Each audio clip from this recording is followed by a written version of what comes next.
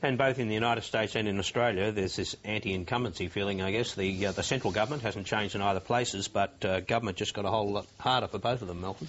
It certainly did. There are some in very generalised terms, some similarities. 1.2 of our most important allies, Great Britain and America, are now, like Australia, in minority governments effectively, different systems, but it's roughly the same. With comparing Australia with the United States, the Obama administration, the similarity is, I guess you could say that both governments, with the Rudd Labor and then Gillard Labor, were very good at identifying problems, but it's the solutions that has got them into trouble. Here in Australia, everything from pink bats on, the sort of solutions that have crashed and burned, almost literally. In the United States, the solutions of bailing out the banks and all sorts of stimulus payments that have been challenged and questioned in terms of effectiveness and pork barrelling have got the Obama administration into problem. But the big difference is he's got 9.6% unemployment. Australian unemployment is going down. The Australian economy is looking pretty good. You can't say that for the US. And so clearly it's quite clear in America, Brian, that they're saying do something about the economy. In Australia, they're saying do something about what? Well, I'll just say in America, it's a very deep-seated problem there. For decades now, the lower and middle classes have been going backwards in terms of real incomes. The minimum wage in America has only had one increase in the last 30 years. It is now below half of what it is in Australia. And, of course, unemployment is almost double there. So that people have got very good reasons to be stroppy there. I think it's more of a political thing here. People would like to see what it is that the Gillard government wants to do and then get on and do it. And for example, she's supposed to be committed to what was the Howard government's policy on water in the Murray-Darling, and now looks like backing off that. And I can't see why. They don't have any seats to lose in the basin. They do have some seats to lose in Adelaide if they back off. And it was actually a modest proposal. It was a 22% cut in irrigation water from the long-term average. Labor is going to bring that in over 10 years, so that's an average of about 2% cut a year. It got cut by 70% during the drought. Yeah, productivity's rising by faster than that. There's been no loss of production. So the Murray-Darling's one issue, but Gerard, what else? What do Australians want? Well, I think there's certain similarities in Australia and the United States, although our economy is much stronger. The similarities, as I see, is that among middle-income groups in the private sector are furious about perceived government waste. Now, in the United States and in Australia, you look at the groups that lined up to support the governments. They're essentially public sector unions, professional people in the inner cities. Labor did well in the inner cities. The Democrats did well in some of the equivalent parts in the United States. But what you've got here in the suburbs and the regional centres, people who are in small business or who are working in the private sector get hugely annoyed at perceived government waste, whether it be pink bats or whether it be waste on schools. And that's an issue that the government hasn't been able to handle. And as the economy is in problems of some kind, this annoyance increases. That might be a problem from the wider population. What about, though, within traditional Labor Party supporters? They simply want a more socially progressive agenda and they're not getting one?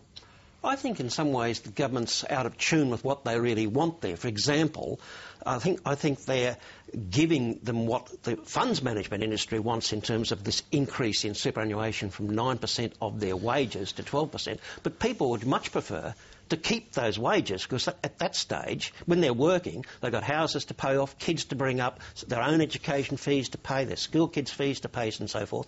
Yet they will end up 30 years from now or 40 years from now with better off financially than while they're working. They need the money while they're working, but Labor's saying, no, we know what's better for you, and as Bill Shorten said last week, it's coming out of your wages. And when people realise that, they say, hang on, I'd sooner have the wage increase, thanks. If you take out Bill Shorten, on this program after the 2004 election, Bill Shorten identified this great division in Labor between the inner city professional groups and the outer suburban and regional lower income groups, who are socially conservative. The inner city groups are socially progressive, to use the jargon terms. What's happened over the last 6 years is that this divide is rapidly increasing, and it's very difficult for any Labor leader to handle both of them, as the Greens are moving in on the Labor Party left, and the Liberal Party gives their preferences to the Greens. So coming up in Victoria and in the New South Wales state election, if the Liberal Party gives their preferences to the Greens, you would expect the Greens again to win some seats from Labor, and that puts more pressure on Labor. So they would win them without them formally giving those preferences. I think that's part of that debate that's misunderstood.